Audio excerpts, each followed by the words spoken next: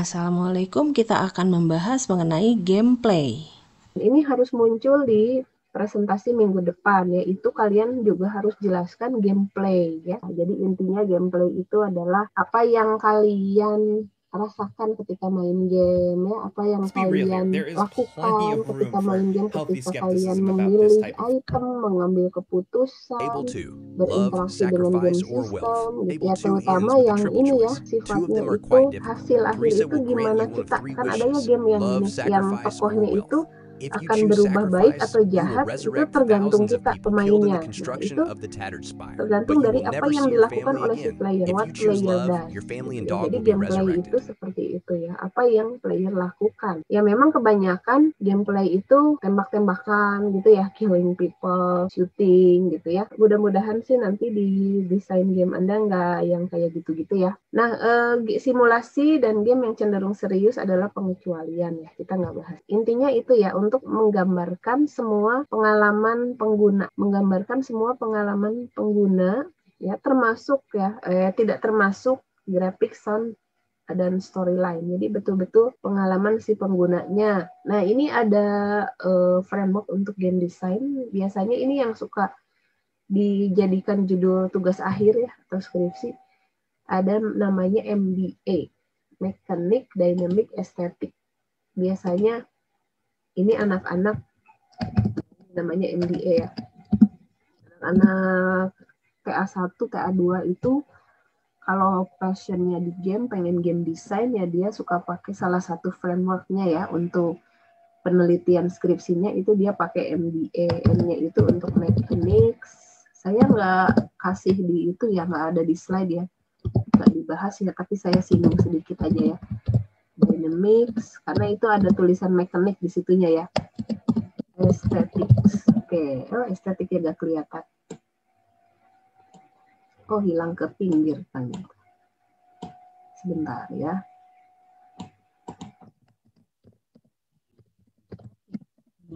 Ya. MDA itu adalah Mechanic Dynamic Aesthetic. Nah, yang kayak gimana sih game mekanik? Game mekanik itu apa nantinya jadinya ini ya, ke gameplay gitu ya. Yang gimana sih si mekanik itu ya, misalnya gini, kalau kita bicara Pac-Man ya, tokoh atau si Pac-Man yang bulat-bulat itu ya, dia bisa ke kanan, bisa ke kiri, bisa ke atas, bisa ke bawah ya. Terus itu secara mekanik ya, mesinnya, karena nanti kan kita codingnya tergantung dari itu ya.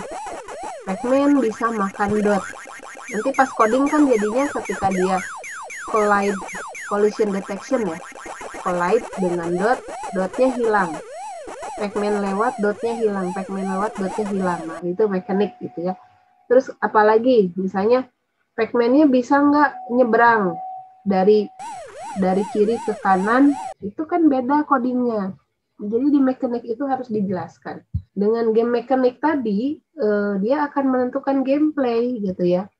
Kalau kita cerita game mekanik itu akan menentukan gameplay gitu ya. Atau sebaliknya, Anda mau gameplay yang mana? Nanti mekaniknya harus menyesuaikan gitu ya. Kalau Pac-Man ini apa, arcade ya kalau tidak salah ya. Arcade. Jadi siapa yang pernah main Pac-Man? Dulu sering, Bu. Dulu sering ya, game terjadul ini ya. Nah, tipe-tipe gameplay nantinya jadinya kan susah ya kalau jelasin. Jadi gameplay itu yang kayak apa? Akhirnya kita pakai pendekatan ke genre ya, genre gamenya. Nah, ini udah sempat dijelasin juga kemarin, ada yang arcade style gitu ya, kayak siapa yang pernah main Sonic? Arcade ini suka game jadul-jadul gini ya, Sonic kayak gini ya, yang ngejar si tuan apa tuh, lupa saya ya. Nah, ini biasanya 2 dimensi ya, sekarang sudah ada yang 3 dimensinya gitu ya. Terus biasanya dia apa, stylenya kalau arcade itu gimana ya, kita bertarung dengan apa nih, challenge-nya di sini waktu ya. Jadi nanti kalau saya tanya challenge-nya apa gitu ya, challenge-nya time kalau di sini ya, atau challenge-nya life, atau challenge-nya apa. Kan ada ya game yang di waktu, ada game yang nggak pakai waktu gitu ya, tapi harus ada challenge-nya. Kalau nggak pakai waktu, apa challenge-nya, seperti itu.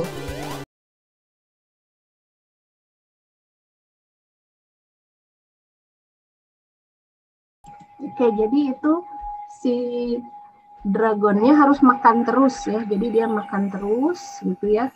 Kalau nggak makan dia turun habis. Jadi harus makanin hewan-hewan yang ada di sekitarnya. Nah ini arcade yang sekarang ya. Ini action masuknya ya, action arcade ya. Nah lihat.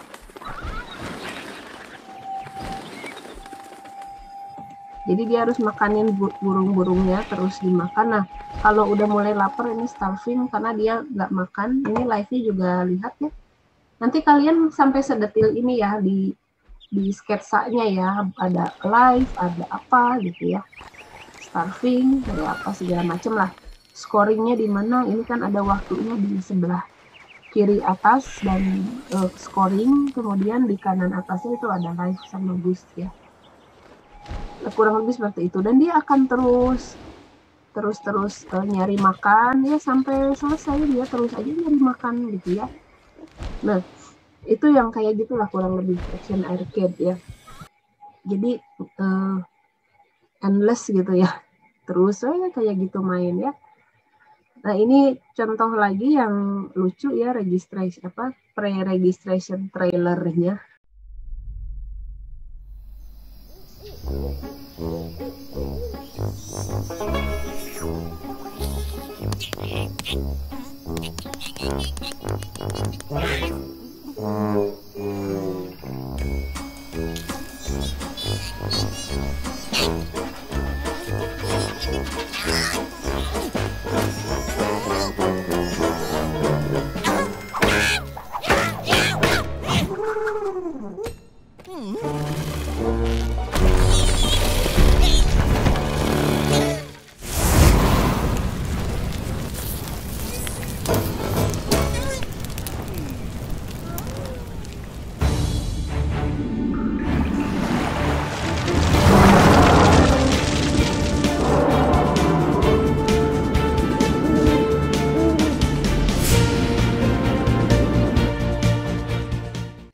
Shooter style gameplay ya. Siapa yang suka main ini ya? Biasanya yang laki-laki suka main beginian ya. Intinya itulah first person shooter gitu ya. Yang paling populernya itu ya, shooter style. Pokoknya saya sebutnya shooter style aja ya. Jadi gameplaynya itu memposisikan si pemain sebagai kamera utama ya, kamera utama. Jadi seolah-olah kita melihat dari matanya atau kamera dari si player gitu ya. Jadi dia jalan-jalan kayak gitu ya. Terus kenapa saya jelasin? Ya karena nggak semuanya main game ya, jadi takutnya nggak kebayang. Nah, terus ada contoh videonya, seperti kalau FPS, saya punya yang ini ya, kayak begini, sebentar.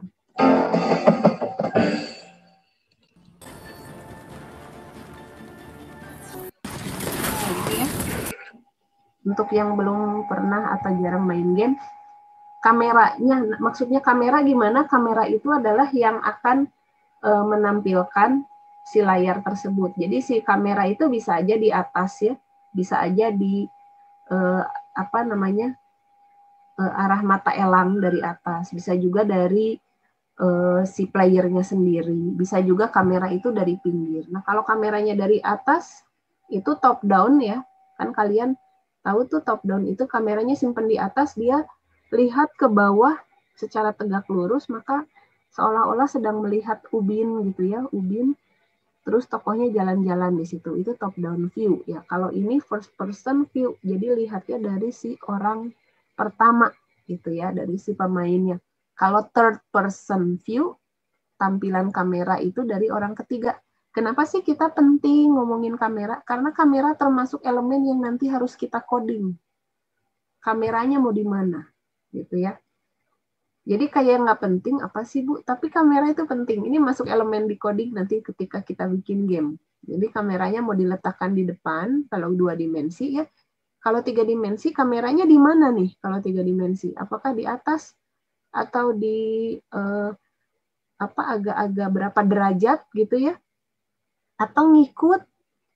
Atau yang modelnya gini, si orangnya kepalanya kelihatan. Jadi kameranya itu ngikut di belakang kalian tuh kayak pengikutnya. Nah, Kalau yang ini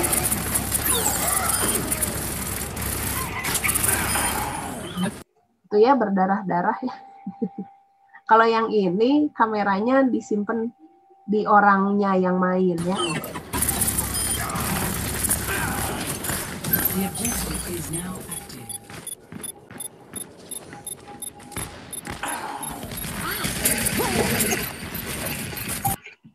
Kalau saya sukanya main FPS yang ada di itu. Saya masih suka main yang ini ya.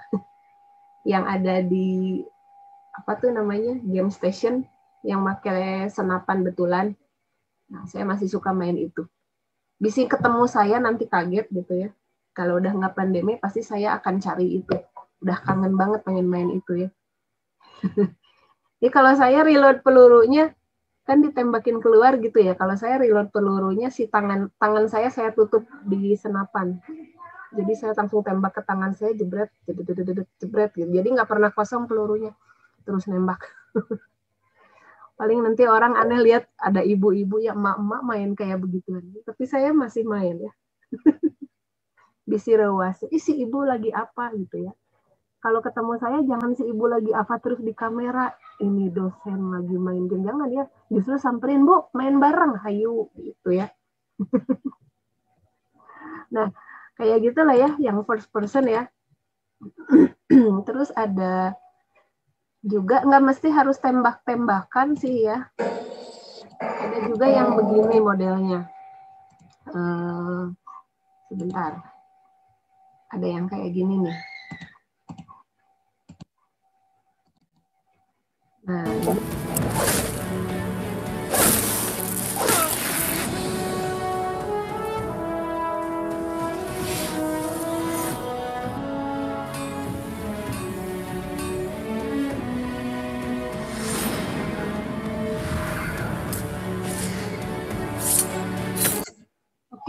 kira-kira menurut Anda ini genre selain FPS apa nih?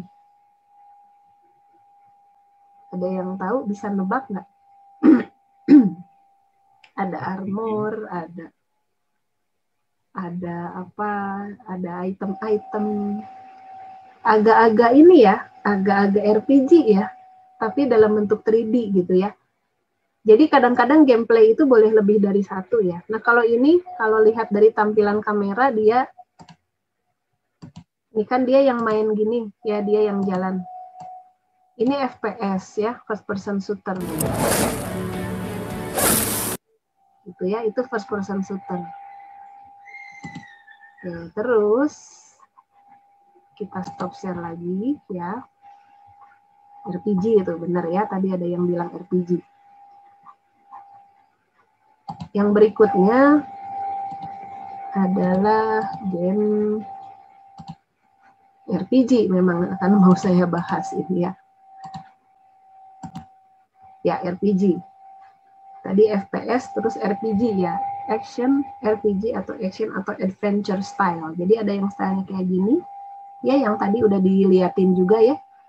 Biasanya kalau RPG itu kita bermain peran ya. Bermain peran, terus namanya R gitu ya, role playing. Kita main peran. Perannya mau jadi siapa? Mau jadi kesatrianya, mau jadi penyihirnya, mau jadi pencurinya gitu ya. Dan ada di dunia yang fantasi ya. Terus lingkungannya ya model-modelnya kayak gini lah. Ada yang 2D, ada yang 3D, ada yang 2,5D. Nah, 2,5D itu gimana? Tampilannya isometrik ya, 2,5D. Nanti saya jelasin ya. Biasanya kita imersif di sini ya. Oke, terus coba saya cari dulu ya. Saya langsung sharing aja. Nah, game RPG ini contohnya kayak ini ya.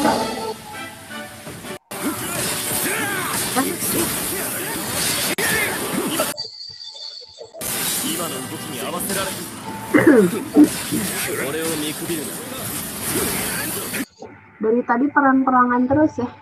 Nah itu rata-rata game tuh gitu ya, berantem, battle ya. Coba kalian bikin yang lain ya, yang nggak battle gimana. Nah ini RPG, dia sama temen-temennya bertarung ya. Terus biasanya ada ininya ya. Nah, di sini nggak ada adegan ininya ya.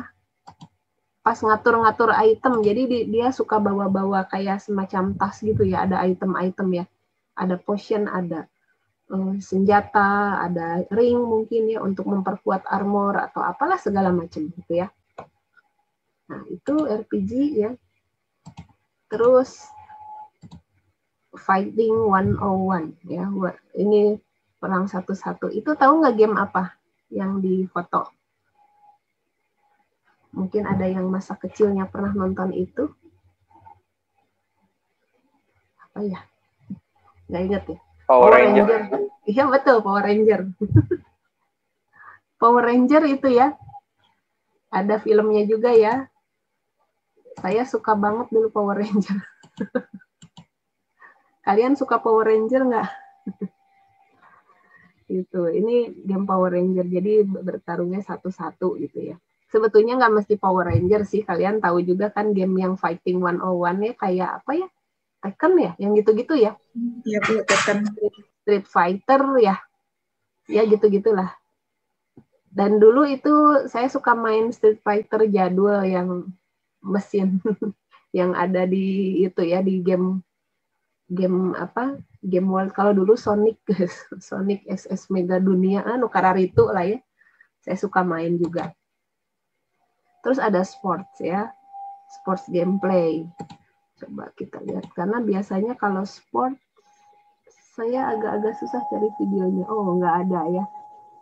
Nggak ada ternyata kalau sport ya. Oke, balik lagi aja deh. Driving gameplay. Ya, ini udah dibahas juga ya. Kalau yang ini enggak sih ya, enggak termasuk kalau driving. Dulu ini ya driving ya, kalau sekarang jadinya apa ya, action, adventure kayak gitu ya. Kalau driving yang sesungguhnya itu yang driving betul-betul ya. Driving yang, tidak ada ininya ya, tidak ada contohnya ya. Ya, terus ada simulation. Nah, siapa yang pernah main ini? Game apa nih? The Sim, Bu. Nah, pernah main? Pernah. Lagi nah ya, simulasi ya, The Sim ya. Tapi tidak, emang contohnya pasti The Sim gitu ya. Tapi simulation itu, saya nggak nyimpen juga di sini ya. Ada game serius ya, game serius yang kayak ini simulasi terbang, simulasi membangun kota, simulasi jualan, simulasi apa. Dan itu pernah diinikan ya, mau dijadikan bahan TA. Jadi simulasinya simulasi jualan gitu ya, simulasi jualan. Siapa ya namanya lupa, jualan kaos kaki ya. Jadi game simulasi jualan kaos kaki, saya lupa udah diupload ke Play Store atau belum. Tapi sebetulnya di situ edu game. Jadi edu game untuk belajar memahami jenis-jenis kaos kaki. Namanya kalau nggak salah Dwi. Kalian kenal nggak? Angkatan atas ya. Itu udah lulus ya, lulus kemarin-kemarin ya. Jadi dia bikin game ini agak-agak simulasi, semi simulasi, jualan kaos kaki, tapi tujuannya itu adalah mengedukasi mengenai bisnis kaos kaki gitu. Nah, bikin tuh kayak gitu ya. Jadi maksudnya simulasi teh Indonesia banget ya. Game simulasi memasak ini sama Winnie dikerjakan ya, yang angkatan dulunya lagi. Simulasi memasak makanan tradisional. Kemudian dilanjutkan sama, aduh saya lupa namanya. Itu dipuji sama Bu Alda tuh, saya lupa tapi namanya siapa ya. Kok saya lupa. Itu juga memasak, tapi dia masakan Padang. Gitu. Jadi game simulasi memasak masakan Padang. Jadi ceritanya si tokoh utamanya yang mana dia sendiri gitu ya. Dan saya tanya, kamu orang Padang? Bukan gitu ya. Kan bodor ya. Ternyata orang Sunda gitu ya, orang Cimahi, tapi kenapa ngangkatnya game masakan Padang? Ternyata dia mungkin senang masakan Padang kali ya. Jadi si Uda itu dikisahkan si Uda itu di kampung halamannya punya bisnis restoran, bangkrut atau segala macam, terus merantau ke kota gitu ya, merantau pindah ke Jakarta, ketemu sama pemilik restoran, terus dia dites mau dijadikan chef gitu ya. Jadi gamenya tuh kayak gitu, masak gitu ya. Nanti si uda-udanya itu tuh jalan ke dapur, benar-benar di dapur gitu ya, dia jalan ke dapur, dituangin ininya, tuangin itunya, masukkan bumbunya kayak gitulah. Tapi tujuannya mengenalkan masakan Nusantara. Nah kayak gitu ya, kita bikin game yang kayak gitu-gitu. Itu beberapa dari banyak ya. Nah kalau kemarin kebetulan saya ada APK-nya, kalau kalian mau main ya, saya ada APK-nya, nanti saya kasih di grup. Itu game 17 Agustus, pakai sensor, itu anak bimbingan saya yang baru lulus, kemarin baru yudisiumnya, dia bikin game untuk 17 Agustusan, Panjat Pinang, kan udah banyak ya Panjat Pinang, terus kata saya nih, saya liatin, udah banyak banget Panjat Pinang di Play Store ya, kamu cari yang beda, coba Panjat Pinangnya pakai tangan, benar-benar kan kalau Panjat Pinang gini-gini ya, pakai tangan ya, gimana caranya bikin tangan pegal. Tadinya mau pakai Kinect, tapi karena pandemi kita ngujinya susah gitu ya. Akhirnya Kinect-nya saya ganti, jadi saya minta pakai sensor yang ada di handphone, kan handphone kan bisa digini ya. Ini kelihatan di shake gitu ya. Jadi mainnya di shaking, kayak Shopee, kayak goyang Shopee gitu ya. Di shaking, nanti si tokohnya naik Panjat Pinang. Yang prototipe di saya itu hasil dia mengerjakan selama 5 hari. Gila ya 5 hari. Karena kita kepepet banget ya. 5 hari, tapi nanti masih diperbaiki lagi. Nanti saya kasih lihat. Nah ini serius gameplay ya, seperti Darfur is Dying ya. Darfur is Dying ini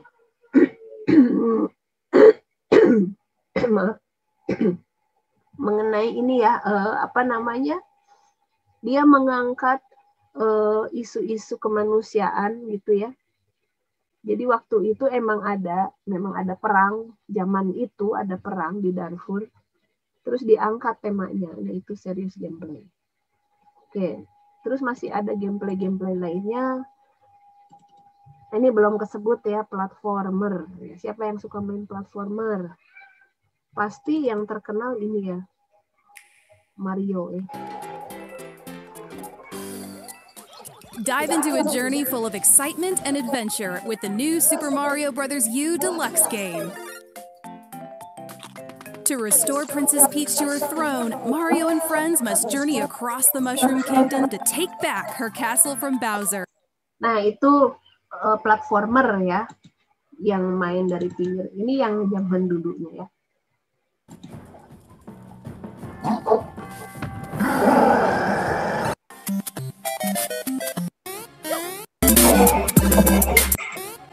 Lihat, ini platformer tapi 3D ya. Platformer 3D, dan anak saya juga, ini mahasiswa bimbingan saya juga membuat platformer 3D, tapi kisahnya adalah ini, saya lupa, pelajaran agama aja pokoknya ya, pelajaran agama. Jadi dia mengajarkan tentang perilaku yang baik dan tidak baik kayak gitu-gitu ya. Tapi platformer bentuknya, gimana caranya? Nah itulah menariknya PA di game design. Kita pengen ngajarin agama, tapi genrenya platformer 3D. Sok gimana, kebayang nggak sama kalian? Jadi memang iya sih, si waktu itu si tokohnya tuh anak muda, dia tuh sampai ini ya, dia aja juga siapa mahasiswanya saya lupa. Nantilah ya. Dianya sampai terjun ke lapangan, dia observasi sendiri, cari tahu perilaku anak muda sekarang kayak apa, dan dia nangkring di pengkolan gitu loh, di stopan nangkring di situ. Dia sampai curhat ke saya, Ibu, astagfirullah gitu ya, bahasa anak sekarang tuh kayak begini. Nah dia prihatin, kayak gitulah, dia prihatin, dia ingin mendidik anak-anak zaman sekarang untuk kembali ke agama lagi. Terus dia bikin game ini gitu ya, dia bikin game Terus di situ si tokohnya itu nanti digoda sama, kan kalau biasanya Mario mah sama ini ya, musuhnya gitu ya. Kalau itu mah enggak, tokohnya itu digoda sama setan gitu ya. Terus diajakin, hayo kita judi, nah kayak gitu ya, hayo minum minuman keras kayak gitu. Nanti si tokohnya itu harus ngebunuhin si setannya gitu ya. Terus nanti setiap game berakhir itu selalu muncul ayat Al-Quran dan hadis. Seru kan ya? Kan game biasanya poin ya. Dia nggak hanya poin tapi ayat Al-Quran dan hadis, janganlah kalian gini-gini. Gitulah pokoknya gamenya tuh ya. Memberikan pesan-pesan seperti itu. Tipikal gameplaynya kayak gini. 3D game platformer. Gitu. Semua rata-rata bikinnya pakai Unity ya. Saya memang nggak ngajarin di praktikum, tapi saya kalau udah di bimbingan, deskripsi itu saya kasih semua materi saya tentang Unity gitu ya, suruh belajar silahkan. Banyak lah gitu. Dan akhirnya kita nanti yang menang Godot ya. Nah nanti kalian juga bisa ya, nggak harus ke Unity, toh ternyata Godot juga sekarang sudah bisa bahasanya bahasa C#, tapi kita nggak pakai C# ya, kita pakainya GDScript dulu karena baru pemula nih ya. Kita baru mulai, nanti kita pakai GDScript. Nanti yang udah mulai mahir, kita bisa ganti bahasanya ke C# kalau kalian udah bisa. Dan di C# itu nanti kalian bisa nambahin karena udah banyak library lain, dimasukin ke Godot, itu bisa bikin augmented reality, bisa juga bikin machine learning ya, algoritma machine learning itu dimasukin ke situ pakai C# gitu ya, bahasanya C#. Jadi sama aja seperti Unity, jangan khawatir, karena kemarin saya baru ngikutin live presentation dari para developer Godot, malam-malam itu ya, saya tongkrongin, saya tanyain, Mas, kok Mas ya pakai bahasa Inggris ya, bisa AR nggak? Saya tanya lagi, bisa machine learning nggak? Bisa nggak saya masukin TensorFlow? Mereka jawab, katanya bisa semuanya ya. Alhamdulillah gitu ya kalau buat saya. Kenapa? Karena Godot itu ringan, gitu ya, dan nggak ada term tersembunyi di balik itu, benar-benar free. Oke. Nah untuk struktur gameplay itu mestinya convex ya, cembung kayak gini ya. Kayak gini, diawali dengan single choice, nanti di tengah jalan kita dikasih choice lainnya, widen choice gitu ya, widen many choice, tapi nanti berakhir di single choice. Kayak kalian jalan gitu ya, di tengah-tengah game ada jalan menuju ke kota mana, atau kalau main platformer itu kan kadang-kadang suka ada yang lewat ini ya, kayak Mario ya, ada yang lewat terowongan gitu ya, masuk ke dalam pipa, terus nanti di bawahnya ternyata ada terowongan, main di situ, terus naik lagi. Ada juga yang nggak melewati itu gitu ya. Nah ini bentuknya cembung. Tapi ternyata ada juga loh kalau sekarang kayak yang model-modelnya kayak novel ya, visual novel ya. Kayak Choice gitu ya, tahu nggak yang ada di Play Store. Jadi ujungnya tuh beda-beda ya. Nah di sini tuh ada node lagi. Tuh ya. Jadi ternyata ujungnya beda-beda. Misalnya berakhir tragis kisahnya, atau misalnya kisahnya berakhir bahagia, atau kisahnya berakhir biasa aja. Gitu. Jadi sekarang udah ada yang seperti itu. Jadi nggak convex lagi ya. Oke, ini saya lewat ya. Masih banyak nih ya. Masih banyak. Oh iya, saya bahas sedikit di sini. Kita butuh AI, iya, kadang-kadang butuh ya untuk mendukung gameplay-nya ya. Jadi di situ mungkin muncul NPC, non-playable karakter, yang kita kasih AI. Nah, celah TA kita adalah di sini ya. Kita bisa bikin NPC sematkan algoritma AI gitu ya. Kayak yang lalu-lalu bikin NPC terus untuk perilakunya dia dimodelkan menggunakan algoritma. Ada yang pakai Algen ya, ada yang pakai NN, neural network ya, neural network BP gitu ya. Dan kalau yang sekarang itu pakai neural network, ini yang lagi TA sekarang, dia itu unik gitu ya, bukan NPC yang dimodelkan, tapi ini pernah nggak main game yang kayak tower defense gitu? Nah, terus kan suka ada yang autoplay-nya ya. Nah, dia bikin autoplay-nya pakai neural network, jaringan saraf tiruan. Machine learning juga berarti ya. Jadi machine learning itu bukan hanya pengenalan pola gitu ya, bisa kemana-mana di game tentu ya. Jadi dia bikin itu tower defense di auto deploy-nya. Nah, auto deploy-nya pakai neural network. Kebayang nggak? Yang suka main tower defense, terus pas bilang auto deploy, anu eta teh gitu ya. Tapi yang nggak main teh bingung ya. Naon auto defense, yang gitu-gitu ya, auto deploy. Nanti cari aja lah ya videonya kalau pengen tahu tower defense. Terus auto deploy itu seperti apa? Atau ada yang suka main ini nggak? Apa sih namanya? Yang digacha gitu loh. Astagfirullah, saya lupa. Ngegacha. Aduh, Ya main Bu, apa tuh? sering Bu Apa? aku tah. Namanya apa? Game apa? Banyak Bu yang genrenya gacha mah. Kalau yang tadi kata Ibu yang tower defense mah Ark Knight. Oke. Kalau yang gacha-gacha itu apa salah satunya? Contohnya?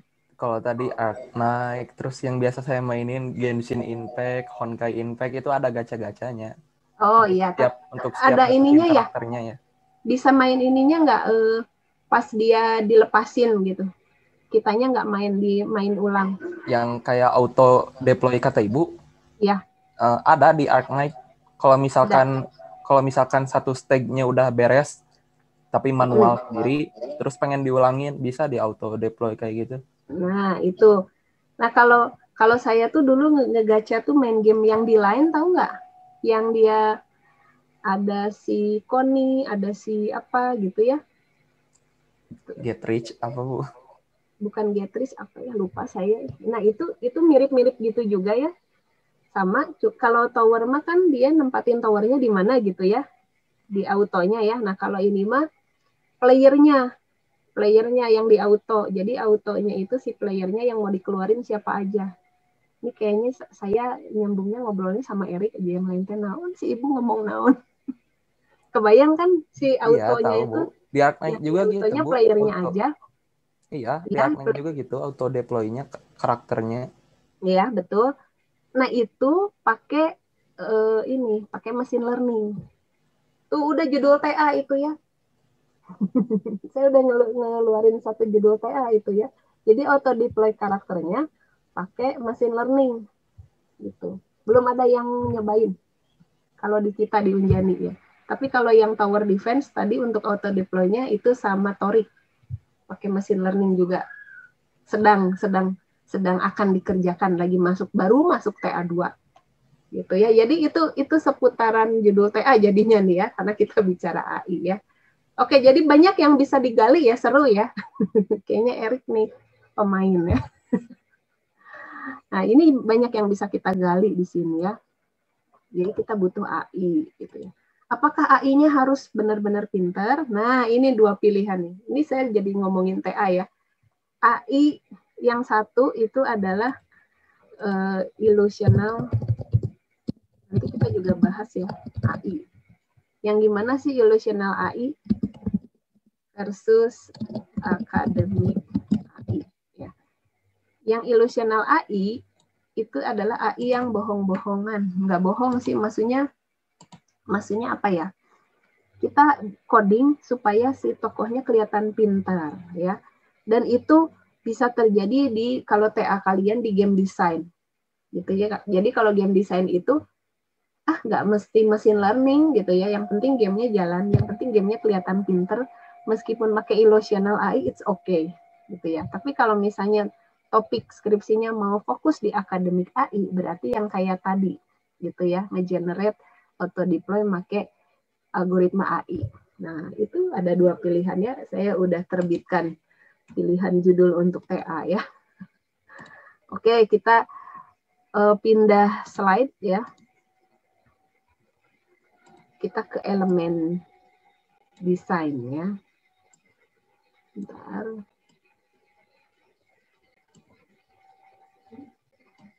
Nah, Jadi nanti kita akan buat GDD ya.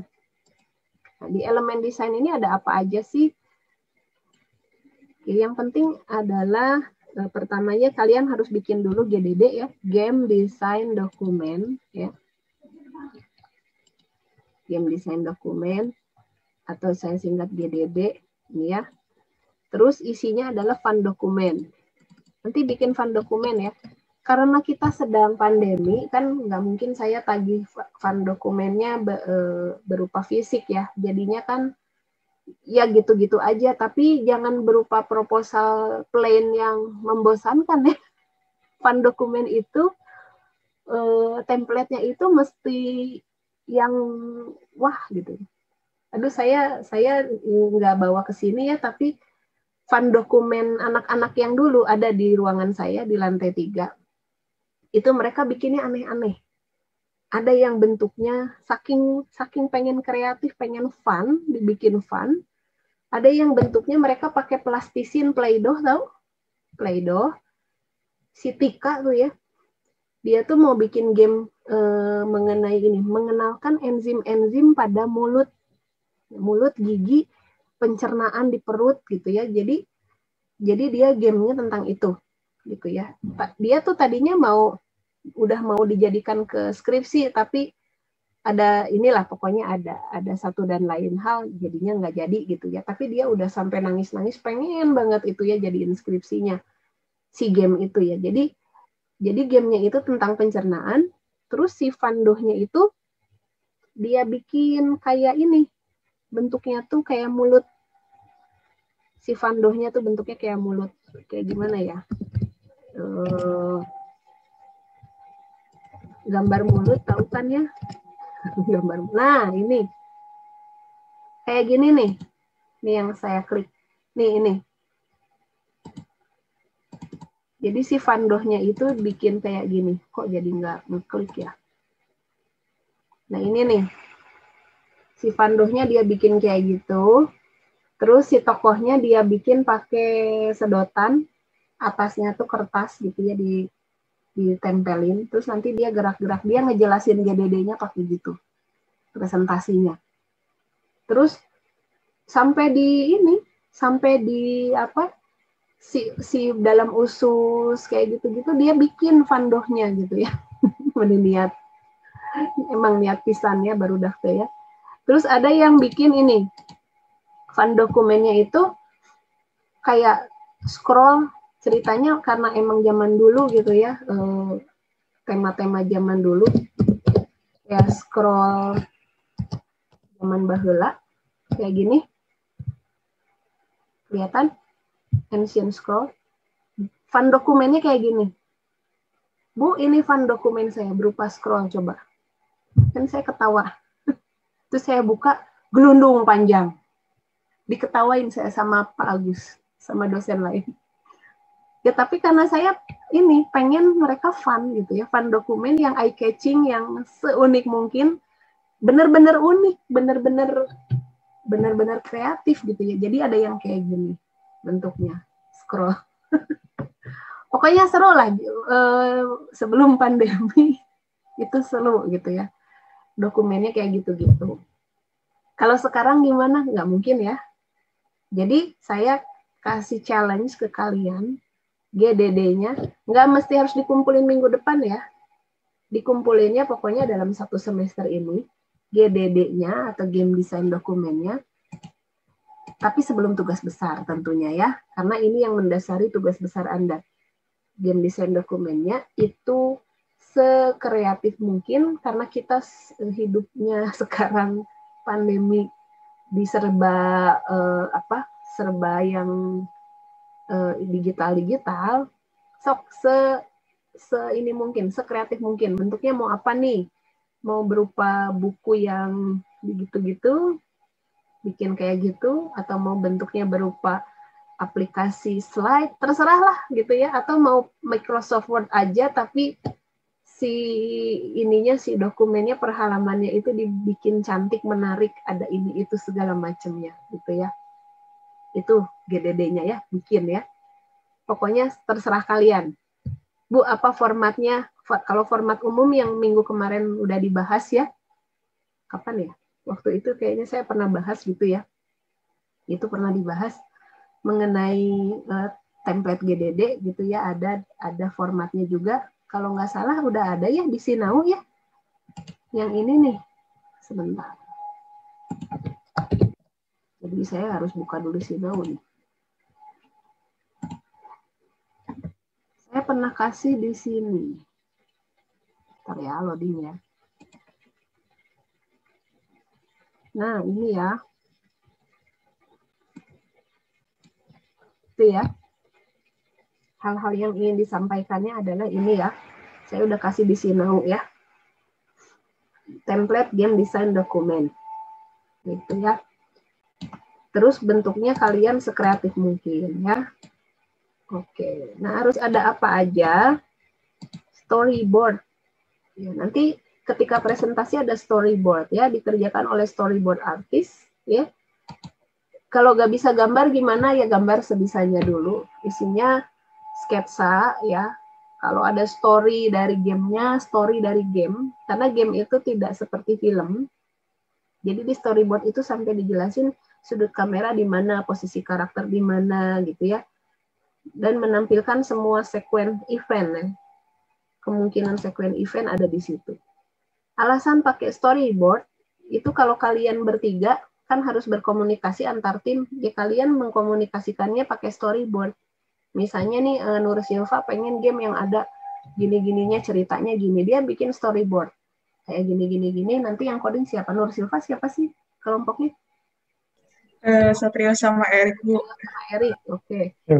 Nur Silva, Satrio sama Erik. Misalnya Nur Silva ini mengkonsep storyboardnya, story-nya bakal gimana, ada tokoh apa aja. Terus misalnya nanti Erik sama Satrio mungkin Erik ngedesainnya gitu ya, nanti Satrio yang coding sama Nur Silva gitu ya, terus Erik ngedesainin apa-apanya, kan semua story-nya harus sampai dulu ya. Misalnya Nur Silva yang mengkonsep storyboard, terus saya pengen story-nya gini, Erik, Satrio setuju nggak? Terus Erik, nggak setuju Nur, itu tambahin ininya itunya, oh oke, dia ubah gitu ya. Terus kata Satrio nanti codingnya gimana? Sama terserah lu gitu ya, misalnya ya. Nah jadi nanti dibikin tuh storyboardnya, ceritanya akan seperti apa, tokohnya nanti kelihatan di situ, aksi-aksi yang muncul apa aja, bisa nendang, bisa loncat, bisa apa gitu ya. Terus nanti kalau udah jadi storyboard ya kan akan kelihatan ya tokohnya, story-nya, baru kalian ini nanti agak-agak bisa coding, udah kebayang gitu ya. Nah di sini juga misalnya gini, nanti Erik bagian menyiapkan sekuen sinematik, tahu nggak, video kayak video depannya, video trailer, iya dia bikin video gitu ya, dari kelihatannya dari storyboard gitu ya. Nanti Nur Silva bikin animasi nendang, animasi lompat, animasi apa. Terus Satrio pas ngodingin itu semua dia ngegabungin animasi nendang apa. Nah kayak gitu, kebayang?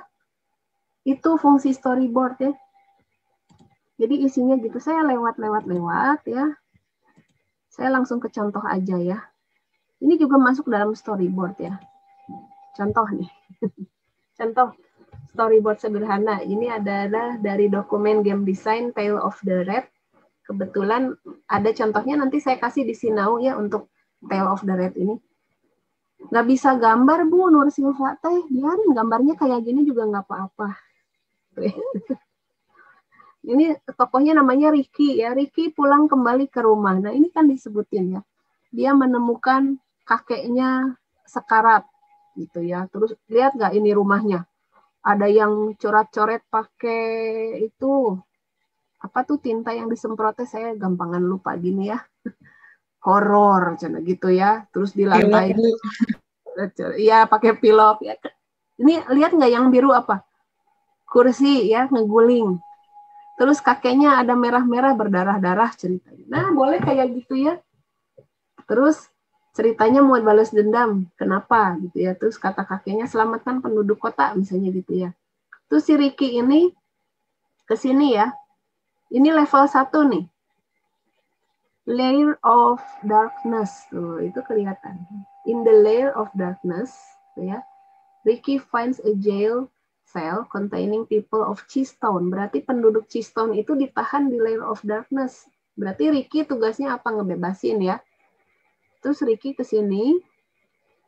Ini bisa kelihatan yang di Layer of Darkness ini ada penjaga ya, pakai topi kuning.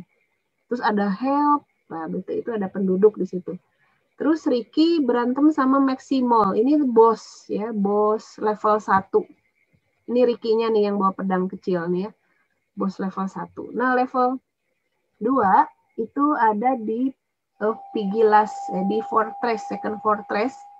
Itu ada Pigilas Soldier. Nah, ini ya, babi-babi kecil ini ya. Terus nah, ininya apa? Bosnya di level 2 adalah Lord Swineman. Ya. Dari level 3 itu ke Havoc Hive. Tuh ya. Terus bosnya adalah King Sting. Tuh kan kelihatan tokohnya. Kalau ini gamenya kelompoknya Nur Silva, berarti udah kebayang. Pas tugas individu bikin karakter, udah dibagi-bagi tuh. Nur Silva bagian desain Ricky. Eric bagian desain Lord Swineman, Satrio bagian desain King Sting. Terus yang ngedesain ini Maximol siapa? Rame-rame. Gitu ya. Nah ini ya akhirnya Returns Home. Nah itu kayak gitu ya. Nah jadi dari storyboard terus muncul kan ada karakternya. Oh kelihatan ada karakter desain. Oke, elemen kedua adalah karakter desain. Nah contohnya ini ya. Yang suka main Tomb Raider ya, Lara Croft ini terkenal banget ya. Ini game jadul ya. Maaf ya, saya contohnya jadul. Karena yang dulu suka saya ini kepoin ya. Lara Croft ini akhirnya terkenal. Jadi kalau bagi publisher, karakter game itu komoditi ya. Jadi bisa jadiin merchandise, bisa jadiin apa, misalnya kaosnya, bajunya, miniaturnya gitu. Itu di bahan jualanan gitu ya. Karakter desain itu. Nah, jenis karakter ini ada yang playable karakter yang kita mainkan dan juga non-playable karakter yang nggak dimainkan ya. Yang bisa berupa agent pintar, intelligent agent, seolah-olah pintar gitu ya, pakai AI. AI-nya boleh, tadi udah saya jelasin ya, AI bohongan atau AI betulan gitu ya. Nah, biasanya kalau RPG itu suka ada pengikutnya kan ya, teman-teman si tokoh utama. Nah, itu NPC bisa dikodingin pakai AI ya, misalnya kita punya tokoh utamanya siapa si A gitu ya, terus si B-nya itu NPC, nah NPC-nya itu kan ngikut-ngikut, terus waktu si A-nya battle dia ikut battle, nah kita kodingin tuh, waktu dia battle dia memutuskan mengeluarkan jurus apa dan segala macamnya itu pakai AI, pokoknya mendukung si tokoh utamanya menang, gitu ya. Nah, intinya itulah playable karakter ya. Oke, terus nanti saya bahas AI-AI-annya di part kalau nggak salah mulai pertemuan 6 ya. Mulai pertemuan 6 kita udah masuk ke sana ke matematikanya ya. Nanti saya bahas ini kayak gini-gini nanti ya. Nah, terus di sini ada yang deterministik sama non-deterministik. Nanti aja saya bahasnya ya. Tapi ketika membuat karakter, perhatikan aspek-aspek sosial ya. Pokoknya jangan yang berbau sara, itu aja lah pesan saya Maya. Jangan menjelekkan satu unsur gitu ya. Pokoknya nggak bahas-bahas itulah ya. Tapi karakter itu ditentukan tentunya oleh culture kita juga ya. Culture kita di Indonesia mungkin karakternya akan berbau-bau seperti Adit dan Sapo Jarwo misalnya ya. Kayak gitu model-model karakternya ya. Kan kalau Jepangan lihat cantik ya. Kalau Jepangan ini cantik nih ya, yang sebelah kanan ya, FF ya. Kalau Amerika ini yang kiri ya, Hanky biasanya ya. Karena culture-nya begitu ya. Sementara mungkin nanti ada tokoh game Korea, Garelis gitu ya. Beautiful boys ya. Ini yang putri jangan mau kalah cantik ya daripada artis-artis Korea. Cowok-cowok Korea ya kalah cantik masa ya. Kalau yang laki-lakinya mah reaksinya pasti gareleh gitu ya. apa sih gitu ya. Biasanya lihat cowok cantik tuh langsung pada ketakutan ya. Nah, kadang-kadang di karakter ini kita suka dikasih kesempatan untuk bikin avatar ya. Nah, itu kasih kesempatan bikin avatar karena player itu cenderungnya memainkan karakter yang mirip diri sendiri. Betul nggak? Ya, biasanya gitu ya. Avatarnya dimirip-miripin sama kita, nanti kita main kayak gitu ya. Ya, terus ini contohnya ya. Ada nanti dokumennya saya cari dulu ya. Game Elemental Storm. Kalian kebayang nggak ini game apa? Ada Ethan, ada Earth Dragon, ada Water Dragon, dan seterusnya. Kebayang nggak ini game apa? Kebayangnya apa? Kayaknya gitu. Ada yang bisa nebak? Nama gamenya, Bu? Enggak, kira-kira genre. Atau apanya, Bu? Genrenya, kebayangnya genrenya, gameplaynya yang gimana? Aku mah kebayangnya adventure, Bu. Adventure. Ada lagi? Adventure ya. Tahu nggak ini game apa? Monster Hunter bukan, Bu? Nggak, ternyata puzzle. Oh, bukan. Loh. Jadi ini mahasiswa game yang ditugasin bikin GDD. Ya. Ya. Karena dulu waktu kita masih mahasiswa game, kita bisa mengakses GDD, entah gimana caranya kita ngeakses GDD mahasiswa dari kampus lain. Tapi kan kalau di Indonesia waktu saya belum ada ya, baru jurusan pertama game itu baru kita gitu ya, dan kita angkatan kedua gitu ya. Ini yang di luar negeri ya. Kebetulan teman saya di Scotland juga anak jurusan game. Ya gitu. Jadi kalau sharing story itu, kamu tugasnya ngapain aja? Kalau di Scotland, dia gini, saya stres banget, ngapain, tugas apa? Ternyata stres, disuruh dosennya mainin game PS harus sampai tamat hari itu juga. Tugasnya kayak gitu. Sampai harus disuruh nyari ininya, nyari apa? Cheat-cheatnya gitu ya. Jadi stres, nggak tidur. Gara-gara ditugasin itu. Harus beres berapa game, saya tanya. Jadi gamenya tuh nggak cuma 1-2 gitu ya. Kadang-kadang 3 game dikasih sama dosennya. Tugasin main. Terus bikin GDD udah pasti itu mah ya. Terus bikin game ya pasti itu mah ya. Nah ini contoh GDD. Gak tahu gamenya ada atau enggak ya. Ini cuma GDD soalnya ya.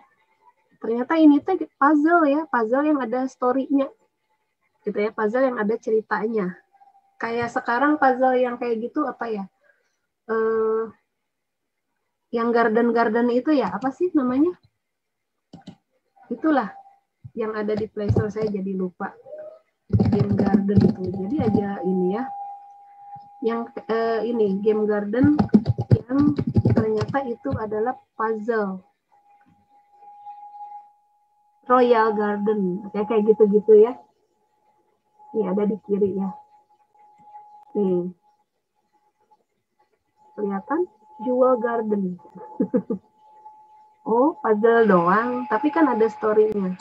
Nih, ya. Kayak gitulah ya. Udah dari dulu konsepnya ada ya. Sekarang mulai bermunculan. Nah, ini contoh karakter lagi. Nanti kalian karakternya harus sedetail ini ya. Kayak gini. Ini kan Spacecraft of Defender paling game pesawat yang dari bawah, arcade ya, game arcade. Di mana ada pesawat-pesawatnya tuh ya.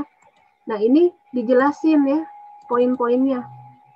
Saya sering kali kalau mahasiswa presentasi suka saya tanya itu hit poinnya berapa? Pada ngahulang di depan. Tuduh-tuduh sama temennya, berapa gitu. Jadi harus sampai sejelas itu ya. Kayak ini ya, whole rating 100, weaponnya apa aja? Ada primary, ada secondary. Kalau primary dia namanya senjatanya dual laser, 60 point of damage. Kalau secondary namanya guided rocket, 290 point of damage, kapasitinya limited. Sementara kalau primary-nya yang dual laser tidak limited gitu ya. Jadi sampai sedetil itu ya. Nah, ini penjahat di level 2-nya dan seterusnya. Terus elemen berikutnya adalah level design ya. Level design. dia sangat berefek pada core game-nya ya, tentunya ya. Nah, di level desain ini kayak tadi si Ricky ya, lingkungannya ada di mana, areanya di mana, story-nya apa, background-nya apa, style berantemnya mungkin berbeda lagi. Apa pokoknya tiap level pasti ada beda-beda, challenge-nya juga beda-beda mungkin ya, aturannya mungkin juga beda-beda gitu ya. Nah, ini ada pencapaian setiap level, ada yang linear level, ada yang non-linear level. Kalau linear level, kita harus menyelesaikan problem A, kemudian problem B, dan seterusnya. Jadi udah disediain nih levelnya linear. Kamu harus beresin problem A, baru bisa ke problem B, baru bisa ke problem C, dan seterusnya. Tapi kalau yang non-linear, itu bisa milih. Gitu ya. Ini strategi ya. Keputusan-keputusan itulah yang akan menentukan player kita seperti apa. Gitu ya. Misalnya apa ya kalau non-linear, yang memperluas area. Masih ada nggak tuh Age of Empire atau sejenisnya? Kalau saya dulu mainnya Age of Empire ya. Sekarang nggak tahu Age of Empire udah kayak apa. Kayak gini. Jadi dia memperluas area gitu ya. Memperluas area, terus nanti dia memperluas area ke daerahnya yang mana yang mau yang mau dikalahkan. Itu tergantung dari keputusan kita gitu ya. Terus apalagi? Saya tuh juga dulu mainnya Civilization sekarang udah 6 ya. Nah, mirip-mirip gini ya. Main Civilization ya. Udah lama saya nggak main itu ya. Terus saya juga sempat main Fable ya. Ada yang pernah main Fable? Saya mainnya Fable-nya yang di Kinect, jadi kontrolnya pakai Kinect ya. Kayak gini ya. Jadi si tokohnya ini nanti jadi baik atau enggak, atau jadi jahat, itu gimana keputusan kita. Nah, itu non-linear level. Gitu ya. Ya, saya nggak tahu nih kalian main yang gini-gini nggak? Atau ada yang sejenisnya nggak? Seperti itu. Ya, jadi yang non-linear level itu contohnya yang ada taktiknya, ada strateginya, gitu ya. Kayak taktik misalnya, saya mau pakai senjata yang mana? Nah, itu ya, saya mau pilih pedang yang mana untuk pertarungan yang ini, saya pilih pedang yang mana, yang panjang, yang pendek, yang saber, yang double, yang apa. Nah, itu taktik ya. Gitu. Terus di dalam level design juga ada challenge yang harus jelas. Jadi kalian harus jelasin ya nanti ya minggu depan levelnya apa, pencapaian tiap levelnya apa, lalu challenge-nya apa. Ada time challenge, ada endurance challenge. Kalau time challenge itu di waktu itu ya, yang di waktu kayak jadi kalau waktunya habis kalah gitu ya. Kalau endurance challenge itu biasa yang ketahanan ya, ketahanan kita terhadap tantangan yang disajikan di game. Kayak apa ya? Kayak tembak-tembakan, kayak gitulah ya. Lalu memory challenge, logic challenge, resource control challenge. Ini yang main game pasti kebayang ya, yang dimaksud seperti resource challenge. Resource challenge itu kayak kita dikasih resource, kita punya resource, yang kayak tadi saya bilang senjata, potion, armor. Nah, itu kita punya resource. Nah, kita punya kontrol terhadap resource itu. Challenge-nya di situ. Resource control challenge. Gitu ya. Logic challenge itu kayak puzzle ya. Memory challenge itu ingatan ya. Jadi gini kayak apa ya? Game apa ya? Kayak gini lah. Saya pernah bikin game. Kalau ini mah game bikinan saya ya. Gamenya itu saya pernah liatin nggak ya ke kalian, pakai Java, nggak pakai engine, aslina coding, masih ada nggak ya? Saya cari dulu ya, mudah-mudahan masih ada. Kalau masih ada nanti bisa kita jalankan ya. Oh ternyata nggak, ini gara-gara hard disk saya rusak jadi tepararugu, saya nyimpen data di mana gitu ya. Nanti deh saya bikinin videonya ya. Pakai ini asli, pakai source code Java, scratch from zero, nggak pakai engine. Sakit perut aja bikinnya ya. Tapi pas jadi, gitu doang. Ya susah bikinnya ya. Itu memory challenge yang saya bikin ya, memory sama time challenge. Jadi saya ngasih foto gitu ya, saya ngasih gambar, resep-resep makanan, karena saya nggak bisa masak, saya bikin itu, yuk kita masak gitu ya. Terus nanti si orangnya itu harus nginget-nginget resep apa yang udah ditampilkan, terus nanti ditanya. Edu game sih sebetulnya, tapi itu memory challenge. Gitu ya. Oke, prinsip dasar. Ketahui genre Anda ya. Kalian harus tahu dulu genrenya mau yang mana. Semakin tinggi level, tantangannya semakin sulit. Levelnya berbeda. Ada perbedaan teknik atau pola permainan ya. Terus next levelnya itu harus lebih menarik dari level sebelumnya. Nah, di komponen level ini ada action, exploration, storytelling, puzzle solving, dan estetik ya. Panjang ini ya level desain ini ya. Nanti kalian bisa baca aja lah sendiri ya. Intinya dalam satu level, syukur-syukur kalian nanti bisa bikin sampai level game over ya. Karena dalam satu level aja ini ada layout, ada tempat-tempat spesial mungkin ya, ada posisi-posisi ya, posisi pemain, posisi lawan, posisi item ada di mana ya. Di level desain itu seperti itu ya. Terus ini ada profesinya ya, memang level designer ada profesinya gitu ya. Membangun proses transisi antar level ya, kasih tahu di mana start sama exitnya, tambahin detail arenanya, animasinya, suaranya mungkin beda-beda ya, dan seterusnya. Beda genre bisa beda tahap ya. Nah, hal lain yang diperhatikan di dalam setiap level, apakah nanti mau ada hidden mission atau enggak gitu ya. Atau mungkin ada misi-misi yang tiba-tiba muncul karakter baru gitu. Dari RPG yang pernah saya mainkan itu biasanya kalau kita masuk ke hidden mission, nanti dapat karakter baru biasanya gitu. Misalnya nolongin siapa, tiba-tiba si orang yang ditolongnya itu ternyata berterima kasih pada kita, akhirnya gabung dengan tim kita, nah dapat karakter baru. Kayak gitu. Pernah nggak mungkin yang main-main RPG ya, seperti itu. Gitu ya. Oke, terus di level design ini ada planning, sketching, blocking out, naming, building, and adding details. Pokoknya banyak ini ya. Silakanlah boleh ke gamedesign.net untuk belajar ya. Nah, ini sketsa ya. Kan kita sketching kayak gini. Kalau 3D atau 2D sama aja lah. Kalian juga nanti boleh bikin sketsa begini untuk levelnya ya. Udah sketching, tiba-tiba kita blocking out. Nah, jadi gini ya. Nih, 78 fps yang kiri, 63 fps yang kanan. Nah, ini. Setelah itu ditambah detail. Yang ini kan belum ada detail ya. Masih plain. Langsung, aduh Bu, nggak kebayang satu semester. Ya, nggak usah. Saya nggak minta kayak gini. Bahkan saya bakal nyuruh cari aset gratisan. Nggak nyuruh bikin begini sulit ya.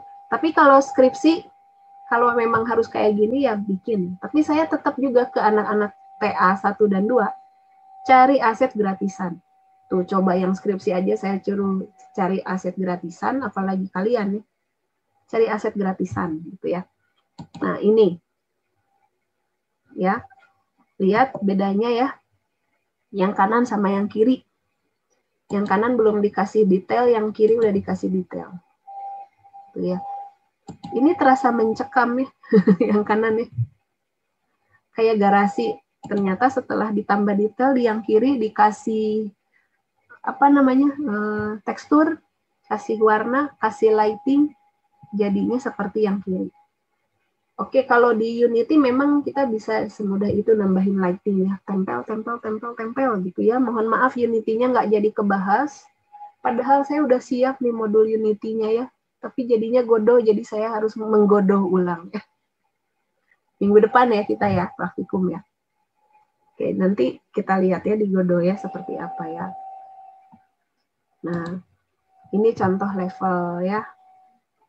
Ini contoh level Tale of the Red yang si Ricky tadi ya. Nih Ricky, saya jelasin yang Ricky aja ya. Kalau yang ini secara tertulis ya, bisa kalian baca.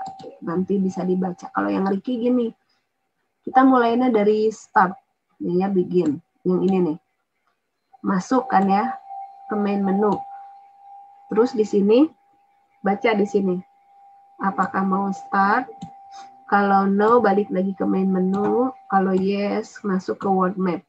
Nah, sekarang di world map, masuk ke, ini kenapa harus branch-nya ada di level 2, branching-nya, percabangannya. Karena dia cuma nanya aja, level 2-nya komplit? Belum. Ya, kalau belum berarti masuk ke level 1. Level 1-nya komplit? Belum, karena baru mulai main. Kalau belum, berarti beginning dialogue atau story. Yang tadi si Ricky menemukan kakeknya sekarat. Nah, itu ya, story-nya. Terus akhirnya dia masuk ke level 1, Lair of Darkness. Ya, terus masuk ke boss encounter, maksimal. Yang tadi tikus tanah. Terus akhirnya dia bisa mengunlock jail cell. Karena penduduk Keystone ada di situ ya. Jadi si penduduk Keystone-nya itu dipenjara di 3 penjara ya. Ini penjara pertama. Terus udah di-unlock, level 1 menang. Level 1 victory. Masuk lagi ke world map. Balik lagi. Apakah level 2-nya komplit? Belum. Tapi level 1 udah komplit? Sudah. Nah, berarti masuk ke level 2. Kemana? Ke itu ya, yang Pigilas tadi ya. Apa dungeon gitu ya. Battle with Pigilas, mengalahkan Lord Swineman. Nah, terus di sini sambil mengalahkan Lord Swineman, ternyata dia mendapatkan panah dan busur dan kunci. Ya, sama tadi level 1 juga sebenarnya mendapatkan sepatu dan kunci. Level 2 dapat panah, busur, dan kunci. Unlock penjara kedua. Level 2-nya victory, story, dialogue tampil. Selesai, balik lagi ke world map. Balik lagi ke sini, level 2-nya selesai? Iya. Masuk ke level 3 di Havoc Hive. Battle dengan Deathwing. Mengalahkan si boss. Ini ya, battle dengan si boss, King Sting. Ketika unlock, nah ini unlock third cell. Ya. Di unlock, akhirnya tamat ya. End of game, story of dialogue, terus game over, victory. Gitu. Gitu ya. Levelnya kayak gitu. Ada 3 level. Selain level ada juga grafik 2D atau 3D. Fancy grafik ya biasanya ya. Grafiknya mau realistik, ada 2D atau 3D. Kalian mau yang mana nih gamenya? 2D boleh, 3D boleh ya. Kalau 3D nanti di Godotnya saya tutup-tutupin dulu ini. Di Godotnya kayak begini.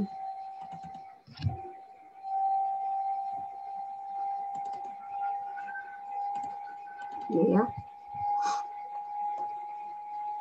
Ini 3D. Terus lihat di ke atas. Jadi sekalian ya dia. Ada di atasnya. Kok nggak bisa ini? Bentar ya. Sebentar. Nah, di atas itu ada 2D, 3D ya.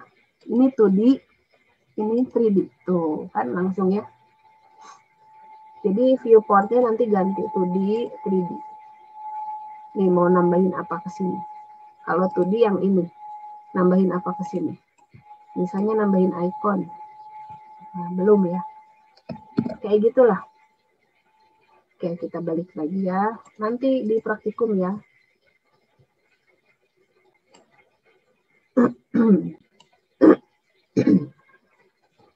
Contohnya ini grafik ya, grafik lingkaran, grafik dedaunan ya, grafik lingkaran cukuplah dibikin oleh programmer ya, karena sudah ada poligon ya.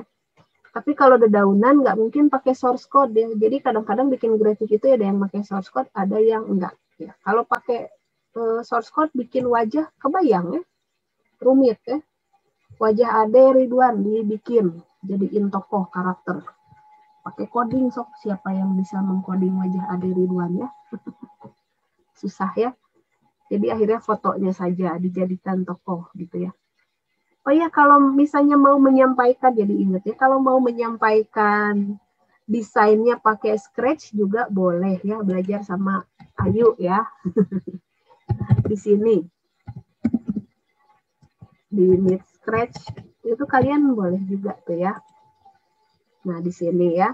Sekedar untuk menyampaikan desainnya aja. Ya, desain gamenya nanti dimaininnya kayak apa. Kalau susah gitu ya. Nah, ini ya. Lihat di sini di Scratch. Dia bisa nambah-nambahin. Saya share-nya kayaknya layar ya. Sebentar ya. Nah, kayak gini ya. Ini saya back nih. Ini lagi coding di Scratch. Codingnya juga visual codingnya. Ini sudah ada tutorialnya. So, kalian kalau mau belajar sendiri silahkan ya.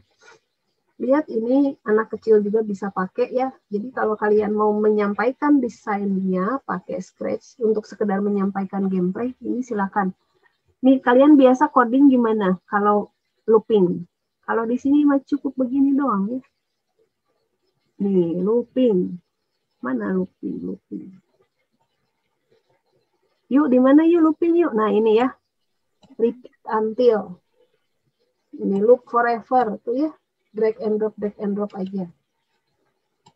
Tuh. Event listener. Dulu pernah belajar di Java ya. Di sini mah ngapain? Cuman begini doang, ya. When bendera diklik ini ya, maka apa yang akan dilakukan? Gitu ya. Tanpa coding. Tapi gamenya bukan dibikin di sini ya, tetap pakai Godot, Unity atau Java libgde ya. Ini untuk menyampaikan desain aja. Nah, ini bisa pilih tokohnya udah jadi ya, ini si Eddie ya. Ini si kucing, ini si Eddie. Ada ini apa? Tokoh fantasi, ada mana nih background? Ntar ketutupan. Ini ya, ada animal, people, fantasy, dance, musik, sport, food, fashion. Macam-macam ya. Anak saya mah udah bisa bikin game ini ya. Anak saya dulu SD bikin ini, begini-beginian. Ya sok kalian bikin belajar ini sebentar kok. Paling sehari juga beres. Ya, makanya saya nggak nyuruh tugas besarnya pakai Scratch karena sehari juga beres. Gitulah kurang lebih ya. Oke, terus ini saya percepat aja ya. Kuota nih ya.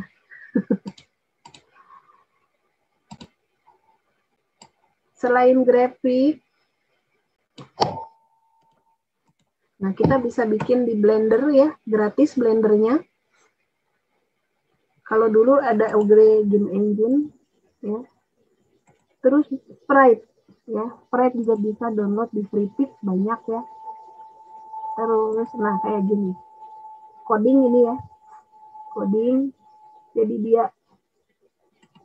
dia itu kameranya simpan sini, kamera simpan sini, terus dia gerakin ke kiri. Nah, per 7 pixel. Jadi akhirnya apa? Gerakan apa ini? Rumput yang bergoyang, tapi cuma satu lembar. Goyang, tapi cuma satu lembar. Ini coding, gitu ya. Kayak ini ya. Ini juga untuk kostumnya, dia bacanya per begini. Ini jalan, ya, jalan ke kiri. Ke kiri mana? Kiri bawah. Yang ini jalan ke kiri atas. Cuman urusan jalan ke kiri doang. Ya, kiri bawah sama kiri atas. Jadi kalau kostumnya lagi ke bagiannya yang ini, dia pilihnya yang baris pertama. Ya, kolomnya nanti dia ulang. Misalnya dia ke bagian jalan yang ke kiri atas, berarti dia pilih kolom yang dari sini. Ya. Terus dia looping, ini terus dipilih ya. Di loopingnya sampai mana ya, cukup sampai segitu. Di looping. Gitu ya. Seru pisan ya. Oke, ini kalau coding ya. Kalau coding. Nah, ini sebetulnya adalah tuh ya. Kayak gitu. Oke, masih banyak. Nah, ini kalian nanti baca ya, karena minggu depan kita sudah presentasi, ininya dibaca. Nanti saya jelasinnya next week-nya lagi ya, karena ini masih panjang ya. Masih panjang. Oke, sampai sini dulu mungkin ya.